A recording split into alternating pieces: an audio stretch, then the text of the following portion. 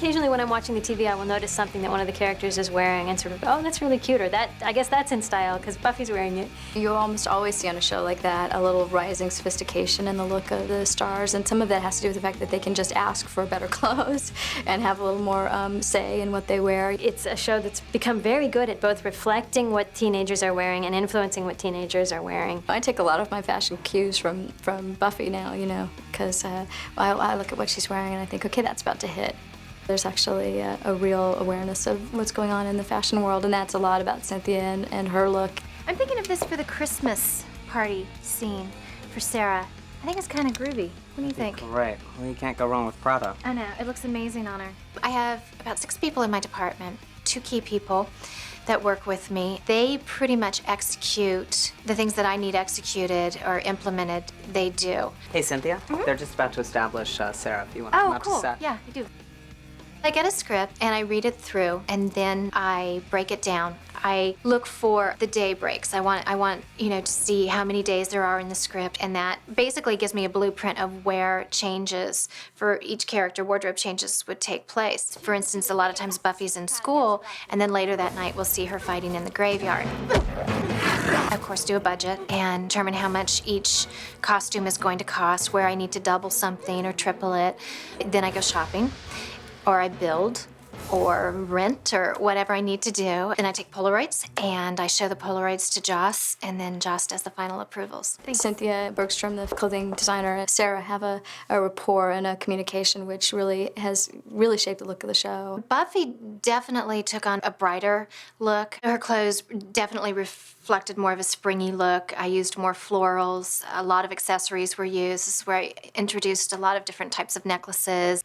Sarah herself is really fashion forward and really aware of what's going on out there. And with a little more clout, she was able to say, you know, I'd like to look a little crisper this year or a little more mature.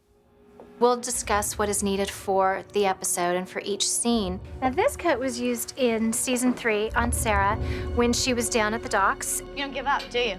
Because she's so petite, the 3/4 length is great on her. It doesn't overpower her. It's slim fitting in the waist. The little padded shoulder gives her a broader shoulder look. It's a good look for her. She'll come in and she'll say, you know, I feel like I need to have a lot of mobility here.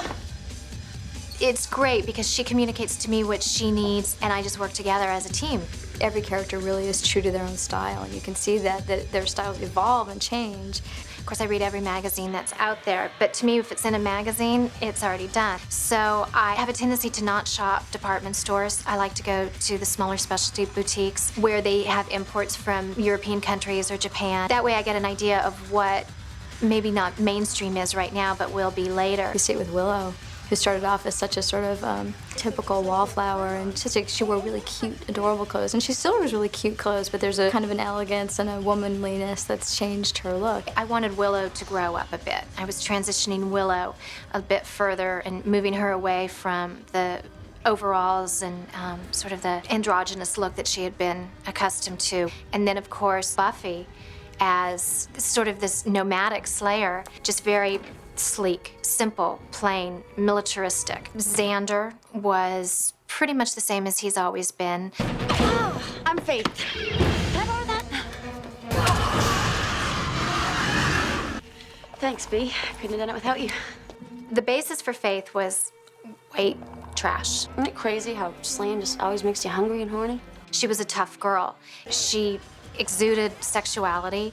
She was definitely one of the more promiscuous characters we've ever had on the show, and she was just dark. Just everything about her was dark. You gonna take orders from her? Joyce has remained consistent over the years. The biggest change for her was in Band Candy when she dresses up as her version of Stevie Nicks, and she wears the mini skirt, a little saucier, definitely for Joyce. Usually she's quite the quintessential mom. Giles, being the librarian, giving him that old world feel, sort of a 40s type feel with the 3-piece suits and the striped shirts.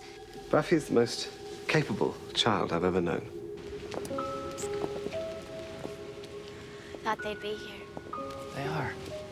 Angel's sleek, sexy, simple. I used a lot of darker colors with gem tones. I gave him a bit of an old world European look with some of the coats, the way that they were cut and frock styled.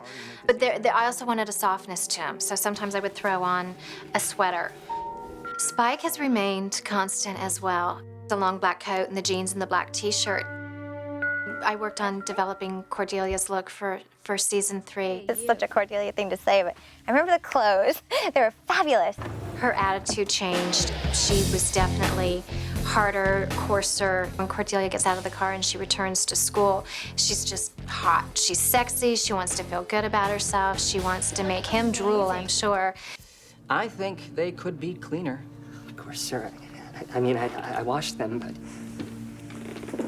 After every meal and under your fingernails, dirt gets trapped there, and germs, and mayonnaise. Joss said to me when I asked him about the mayor, used car salesman. They were happy with what I looked like, and then it was just up to the costume people to put the clothes on me that they wanted, which is fairly conservative. He sort of had this wholesome look about him, and I saw him as just this warm, friendly, almost Opie sort of guy. And so I put him in a lot of warm tones, button-down plaid shirts and trousers and sport coats. We never really knew that he was bad, but in the beginning, he seemed like a nice guy, like an okay kind of guy. I think we have a terrific costume department here, and they're very clever in taking elements of a script and finding ways to costume. I credit them greatly.